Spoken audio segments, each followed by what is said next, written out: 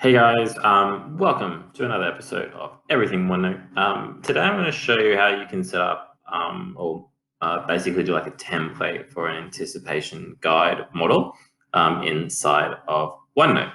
So first things first, if you're not kind of familiar with this idea of anticipation guides, essentially if I kind of zoom in here in my little example of modeling,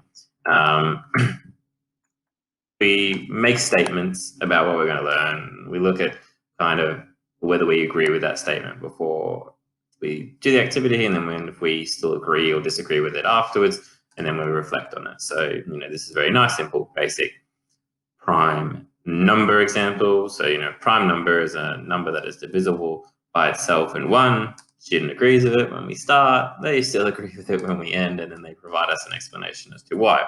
So really kind of cool, great activity to do. So what I've done here is, this here is actually just an image. Okay, so I've created this image inside of Word. Okay, put it together. The main reason I've done that is because one thing that OneNote doesn't do is it doesn't merge cells, and I really like to have these cells here that the before and after ones merged. So all I've done is I've created that and taken like a screenshot picture of it and paste it in. So I'm going to move a little bit further down here. So I've got room here for my teacher notes or my instructions. And then what I'm going to do is we're going to build cells around this space for students to write in. So when I go here to insert, I can paste a table in. And because the tables are a little bit finicky, I really only just want to do one at a time. So focusing on one at a time. So let's say we're going to give them 5 statements. So let's click 1 by 5. There it is. And I'm just going to move my picture up out of the way. There we go. Wonderful. So let's tidy that up a bit. Now, all I need to do is kind of expand these cells out a bit. Remember, you can only ever expand from the left to right.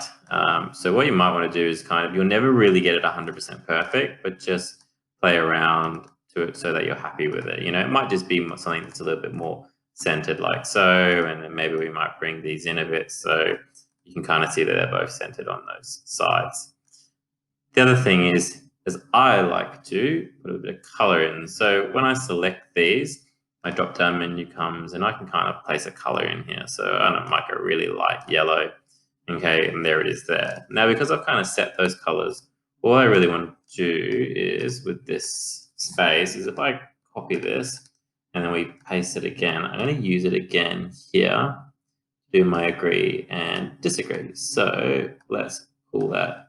There we go, pull that in. Okay, remember this only actually needs to be one cell because they're only just writing the one word. And then the next one should be exactly the same. So I'm going to copy in, I'm going to paste that, not there, click out, and then okay, paste. Tools in there, and I need to do one more for the last one. Okay, and this one needs to be expanded out. If I click out, there we go. So when I bring my little statements section down here, now I can kind of make my adjustments. And this is where it does get a little bit finicky. So if that kind of thing doesn't bother you, you find you can leave it like that. We can try and bring that one over as well. Bring it up. You can resize this one. Maybe that might help you a little bit more. But the only real reason, if I didn't want this kind of merged cell here at the top, probably wouldn't bother me as much. I probably just would have created the cells above it, but kind of really did want it. So I have to deal with it. Wonderful. So bring that in. I'm going to drag that one over a little bit more. And honestly, if you're like me, you could just spend way too long on this. I'm just going to fix it up like that. Wonderful. And drag that one over. So I'm relatively happy with it. So what this now provides is like a space for the students. So, here I can come in here and I can, write my statement. I can kind of go through and agree, disagree, and reflect. And because these cells are dynamic, like you just change them, it doesn't really, actually you need to be writing it first, Nathan.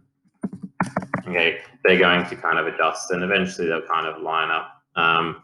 Just a couple of things you want to teach the kids is that, if they write, agree here, just get them to space until it lines up. They might disagree. The statements that we space, so those will always quite nicely line up. God, something that will line up nicely. And that will eventually kind of form together and look quite nice.